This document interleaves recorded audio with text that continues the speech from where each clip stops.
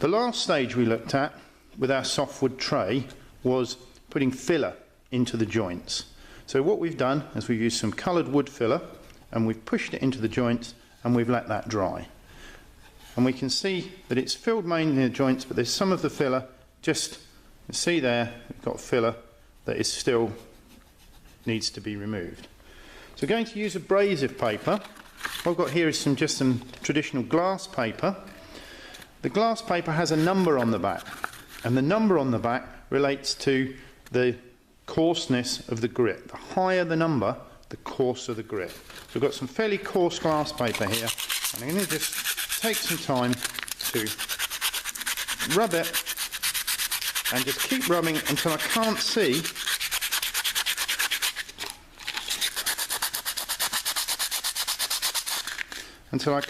there any of the filler left. The only filler that is in evidence is in the gap itself. You can see the wood grain there and there. If there's any pencil marks like this, you also need to make sure they're taken off. Take off any pencil marks, and also just go around and take off any sharp edges that might have come over from the sanding, any rough bits around there. So we've got a nice finish all over.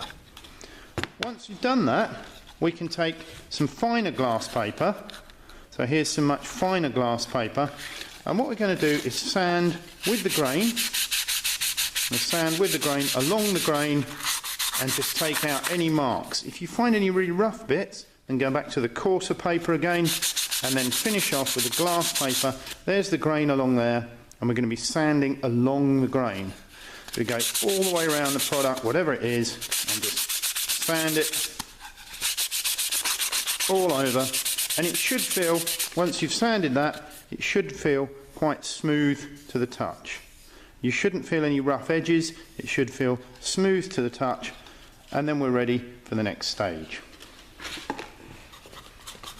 So here's one, and I've taken time to sand this all over with some coarse and then fine glass paper. And the final stage in this is going to be finishing it with some wax. So here we've got some wood wax. It's a fairly soft paste wax. I'm going to use some wire wool here. I've got a ball of wire wool. I put a little bit of wax onto the wire wool, and I'm going to go round one side at a time, just gently rubbing the wax in. The wire wool's slightly abrasive, so it will take off any rough edges. Don't forget, when you're sanding and when you're waxing, to get the inside of any edges as well.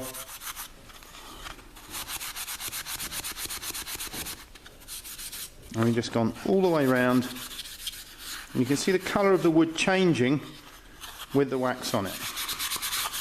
Actually, I've got hardboard in here as well, and I'm going to just go over that with some wax just to seal it all up. Once it's waxed, it'll resist the wood will resist dirt, and it'll stay cleaner and look nice. Now there, I've gone all over with my wax, and what I need to do now is let that dry for 10 minutes in a warm room.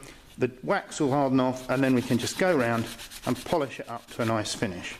Now if you've got time, you can do this a couple of times to build up a nice layer of wax, have a nice finish on the product. So a couple of applications of wax, and that will look really nice.